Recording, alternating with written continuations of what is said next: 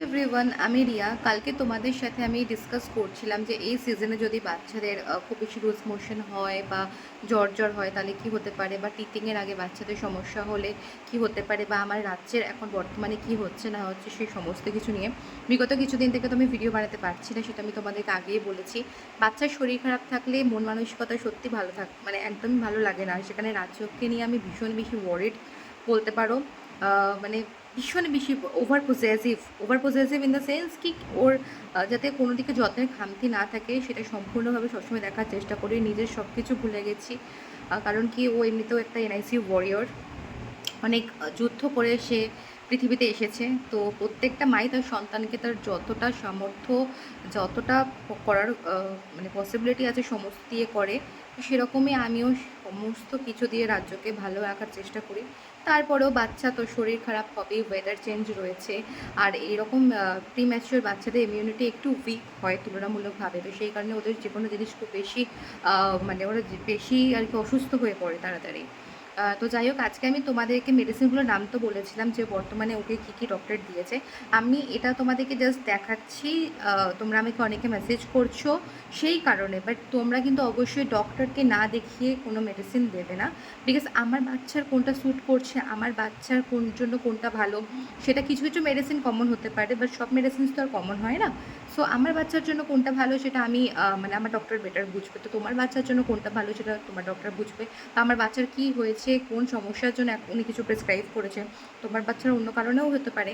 তো কখনোই কোনো কারোর দেখে ওষুধ খাওয়াবে না, অবশ্যই ডাক্তারকে কনসাল্ট করবে। তারপরে তোমার ডাক্তার যেটা সাজেশন দেবে সেই সাজেশন মেনে তোমার বাচ্চাকে টেক কেয়ার করবে। আমি তোমাদেরকে জাস্ট দেখিয়ে দিচ্ছি যে ডক্টর মোটামুটি রাজ্যকে কী কী দিয়েছে না দিয়েছে সেইগুলো। অ্যান্ড সেগুলো একবার তোমরা দেখে রাখতে পারো।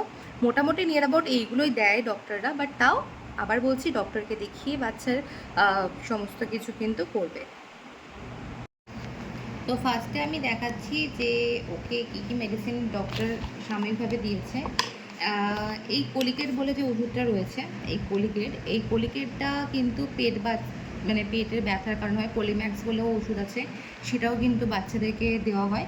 এটা সাধারণত পেট ব্যথা যদি হচ্ছে, গ্যাস হয়ে যাচ্ছে, সেক্ষেত্রে পেন রিলিফের জন্য এটা দেওয়া হয়। আচ্ছা, নেক্সট হচ্ছে এই যে ওষুধটা দেখতে পাচ্ছ, সুমল বলে নাম। এটা হচ্ছে তোমার প্যারাসিটামল, যেটা নর্মাল একটা প্যারাসিটামল হয়। এটা অ্যাকচুয়ালি ফ্লেভারটা যেহেতু স্ট্রবেরি ফ্লেভার, বাচ্চারা পছন্দ করে, তো সেই কারণে এটা। আর এখানে তুমি পেছনে এখানে দেখতে পাবে, এখানে দেওয়া আছে যে ওয়েট অনুযায়ী প্রত্যেকটা বাচ্চার কত কী ডোজ পড়বে না পড়বে, সেটা তোমার বাচ্চার ওজন দেখে কত ড্রপ দিতে হবে না দিতে হবে সেটা ডক্টরকেও জিজ্ঞেস করতে পারো, বা এটার গায়ে লেখা থাকে, এটা দেওয়া যেতে পারে। আচ্ছা, নেক্সট হচ্ছে ওর এত বেশি পটি হওয়ার কারণে ওর আর কি ডাইপার পরাচ্ছিও না, কিন্তু তাও ওই জায়গাটা না প্রচণ্ড বাজে অবস্থা হয়ে গেছে, পুরো রেডনেস হয়ে গেছে। তো সেক্ষেত্রে আমি এই বিফোর ন্যাপি ক্রিমটা দিয়েছে ডাক্তার, এটা লাগাচ্ছি। এছাড়াও আর টি ব্যাগটাও লাগাচ্ছি, আর একটা অয়েনমেন্ট আছে সেটাও লাগাচ্ছি। আমি ওটা পিন পোস্ট করে দিচ্ছি, তোমরা যাতে বুঝতে সুবিধা হবে। আচ্ছা, নেক্সট হচ্ছে এই মেডিসিনটা মেট্রোজেল, যেটা এটা ডক্টর বলেছে 15 থেকে 20 বার যদি পটি হয় সেক্ষেত্রে দেওয়া যেতে পারে। আর আমি এখনও পর্যন্ত এটা দিইনি। এটা তোমার ডোজটাও তোমার ওই 2বার করে দিতে বলেছে দিনে। তো যদি এক্সট্রিম লেভেলে পটি হয় তখন সেক্ষেত্রে ডক্টর এটা আমাকে দিতে বলেছিল।